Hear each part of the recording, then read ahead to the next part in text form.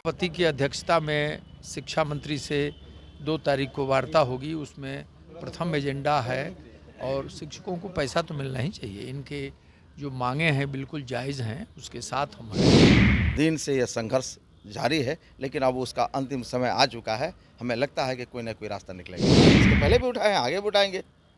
साथ साथ हैं, साथ जिएंगे, साथ मरेंगे, है सनम तेरे लिए। क्या बचा हुआ है?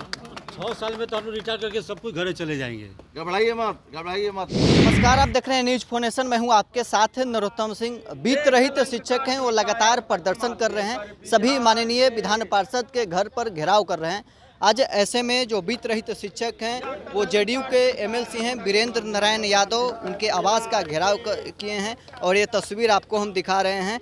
वीरेंद्र नारायण यादव का ये आवास है और यहाँ पर आज ये लोग घेराव किए हुए हैं और सीधे तस्वीरें आपको हम ये वीरेंद्र नारायण यादव के घर की दिखा रहे हैं। और आप देख खुद एमएलसी हैं वीरेंद्र नारायण यादव, बीत रहित शिक्षक हैं, आपके आवास का घेराव किए हैं, आप खुद मौजूद हैं। ठीक है, इन लोगों की मांगों के लिए हम लोगों ने सभापति की अध्यक्षता में शिक्षा मंत्री से 2 तारीख को वार्ता होगी। उसमें प्रथम एजेंडा है और शिक्षकों को पैसा तो मिलना ही चाहिए। इनके जो मांगे हैं बिल्कुल जायज़ हैं, उसके साथ हम हैं और शिक्षा मंत्री से वार्ता होगी और मैं आशा करता हूं कि उन चीज़ों का समाधान हो जाना चाहिए इस बार। क्या मुख्यमंत्री इन लोगों के बात को सुन लेंगे?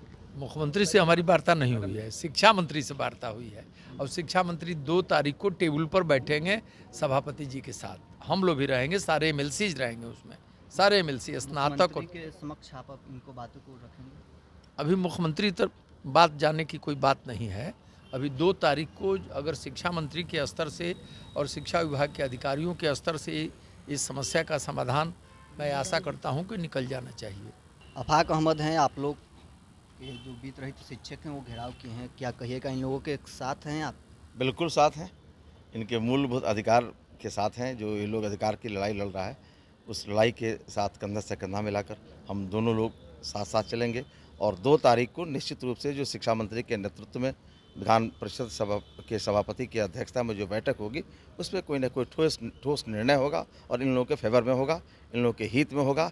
इस उम्मीद के साथ मैं आपको आश्वस्त करना चाहता हूं अपने कर्मी को कि बहुत दिन से यह संघर्ष जारी है, लेकिन अब उसका अंतिम समय आ चुका है। हमें लगता है कि कोई ना कोई रास्ता निकलेगा। पिछले 8-10 वर्षों से इन लोगों का अनुदान नहीं मिल रहा है। 8-10 वर्षों से अनुदान इन लोगों को नहीं मिल रहा। अनुदान की राशि अदा की जाएगी, सरकार देगी। ये तो काम किया हुआ पैसा है, वो कहाँ रखेगी? उसको देना है। इस मौजू पर भी बात होगा कि उनका जो 8 साल 9 साल से बकाया है उसको एक मुश्त दिया जाए।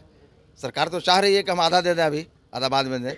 इस तरह की बातें आ रही हैं, जानते हैं रोशन जी, लेकिन हम लोग चाहेंगे कि एक मुश्त अदा हो और झारखंड के तर्ज पर इन लोगों का भी व्यवस्था किया जाए, एक निश्चित व्यवस्था किया जाए।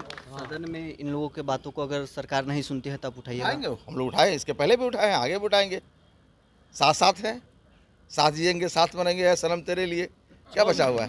6 साल में तो हम लोग रिटायर करके सब कुछ घरे चले जाएंगे। घबराइए मत, घबराइए मत। इस बार समय आया है, नहीं होगा होगा। चुनाव के पहले हो जाना चाहिए हम लोगों का। उम्मीद रखिए, आशा ही जीवन है।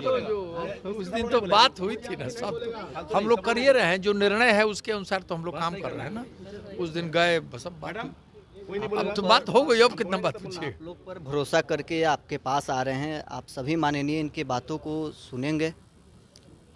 अब कौन चीज सुनना है? जो करना है वो तो कर रहे हैं। के लिए तैयार हो गए तो सुनेंगे क्यों नहीं?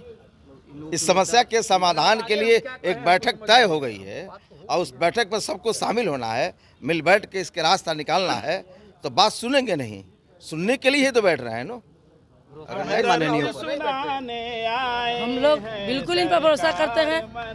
लड़ाई लड़ रहे हैं इनके लिए और हमारे लिए हम लड़ रहे हैं, लड़ाई लड़ेंगे और हमें तो विश्वास है। जेडीयू एमएलसी वीरेंद्र नारायण यादव के आवास का लोग घेराव कर रहे थे और अफाक अहमद भी थे जो एमएलसी हैं। उन दोनों से हमने बातचीत की है, जो बीत रहित शिक्षक है उनसे भी बातचीत की है। क्या कुछ कहना था इन लोगों के आपने सुना। बहरहाल इस खबर में इतना ही। आप बने रहें न्यूज फोनेशन के साथ।